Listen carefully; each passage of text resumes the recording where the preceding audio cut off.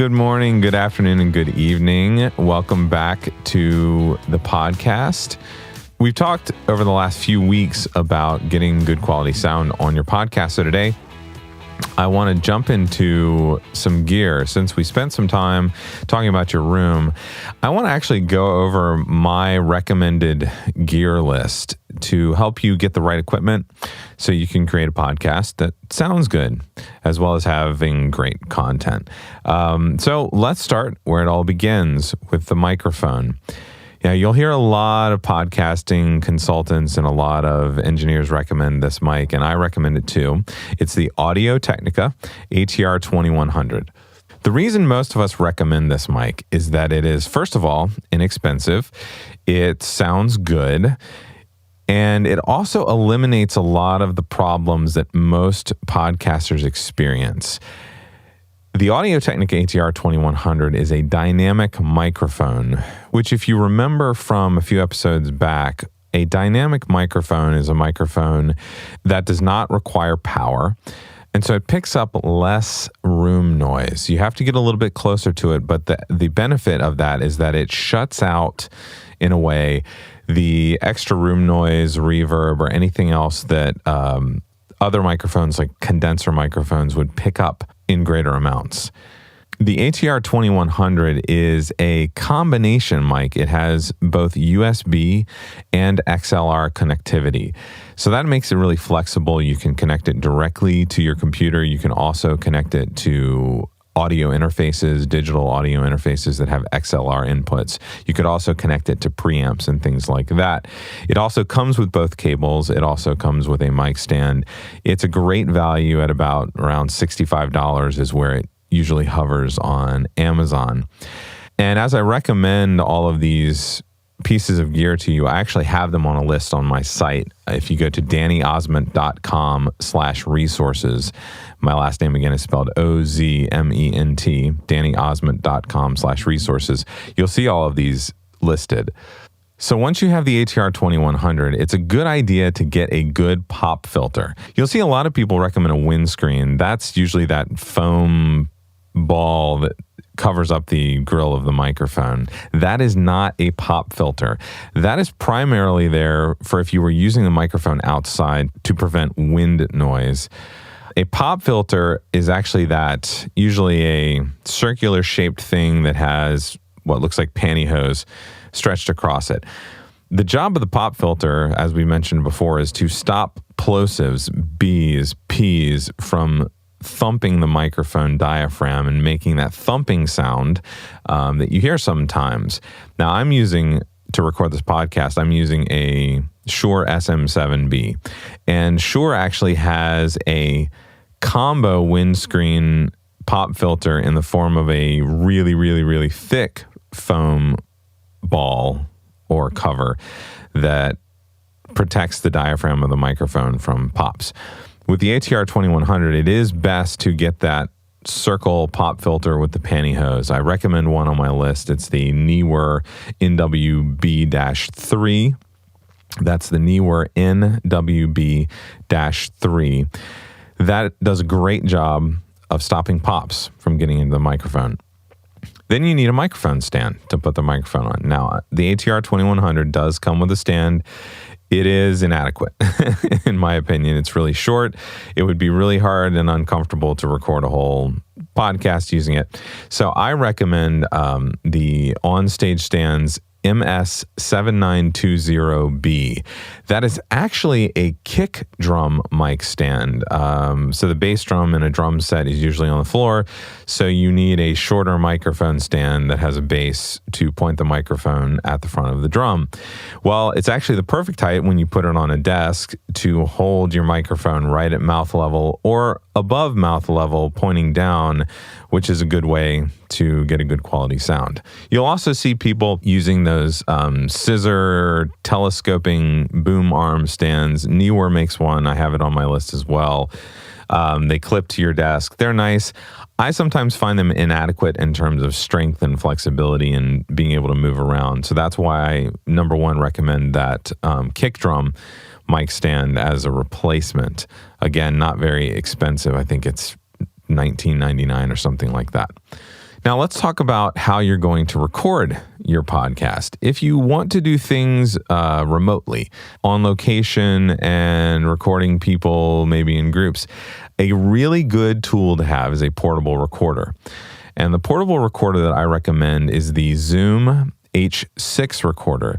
This is a recorder that actually allows you to record up to 6 microphones at once on separate tracks. If you want to do that, keep in mind that you will need extra cables, XLR cables in this case. And again, I would recommend getting a bunch of ATR 2100s for this purpose. The recorder is really simple to use and it sounds good. You can, again, connect the mics directly to it and then set levels for each mic independently so that you get good quality sound on everyone you're recording.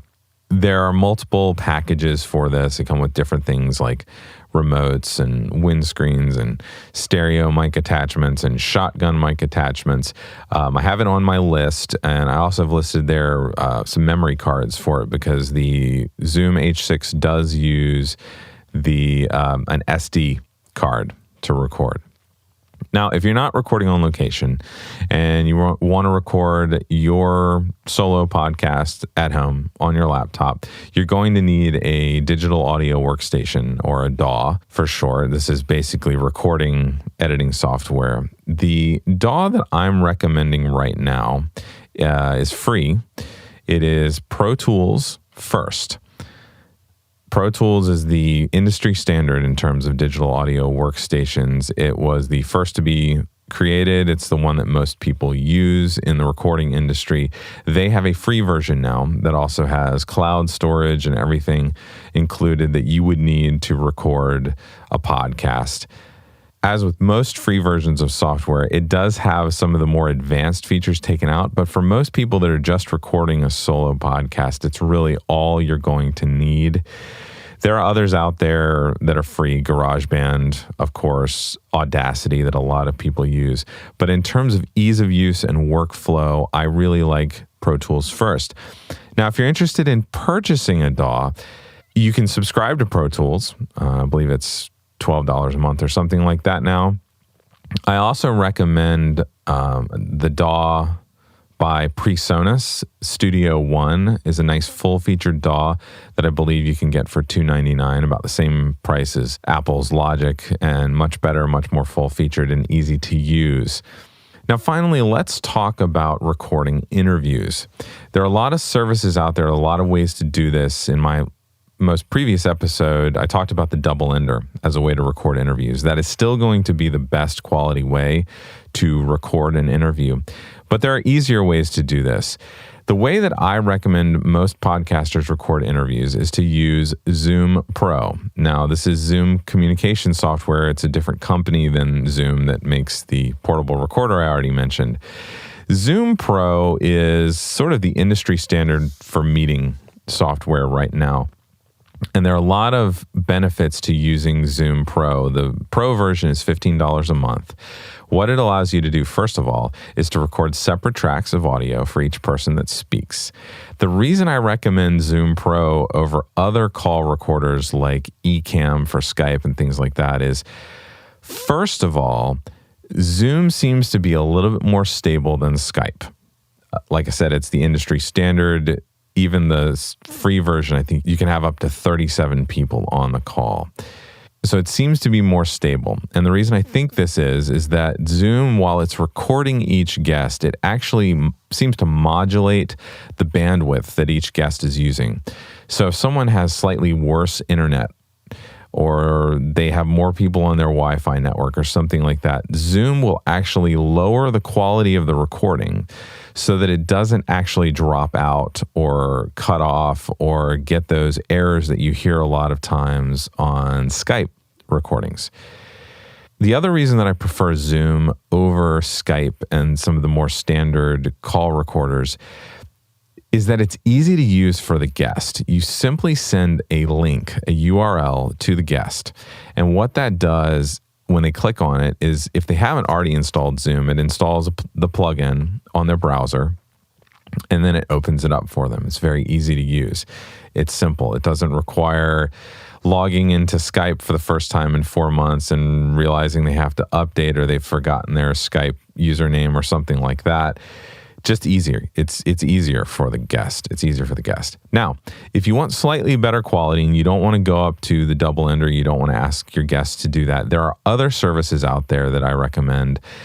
My number one recommendation in that realm right now is Squadcast. Squadcast allows you to record the audio and also use video to see your guest and speak with them. It is, in a sense, a double ender because what it is doing is using the guest's browser to record their audio locally. So you do get a higher quality audio signal from your guest and from yourself than you would if you're using Zoom. It is, however, a little bit more expensive. You'll want to go to their website and check on that, but it is a bit more expensive per month than Zoom Pro. So there you have it. That's my basic list of recording gear and software that you're going to need when you start out, or that you should look at if you're hoping to get the best quality recordings you possibly can for your podcast. I again have all of these resources listed at dannyosmond.com/resources. You can head over there. I'll put the URL in the show notes and check them out. Full disclosure, the links on my site are affiliate links, and I will get some monetary benefit if you purchase through those links. But head over there and check those out. You can go on and learn more about these pieces of equipment that I've listed. Thanks again for joining me on the podcast, and I hope to see you next week.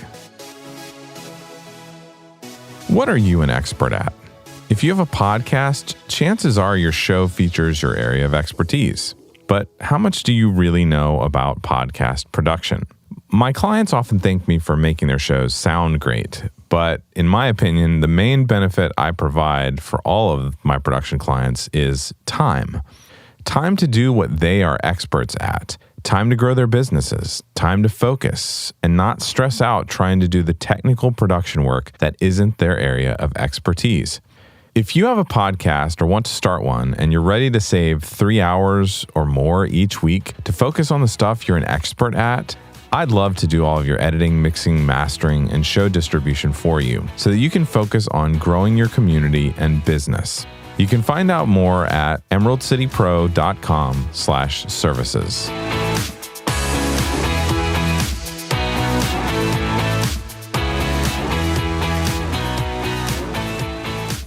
Today's show was brought to you by Convertkit, the only email marketing system you'll ever need. After 5 years with the email marketing provider that everyone starts out with, you know who I'm talking about, I was desperately searching for one that was simple, easy to manage, and affordable. Convertkit easily stood out above the rest, and I've been ridiculously happy with them ever since I made the switch. Emailing my community and creating automation series for special resources has never been so simple.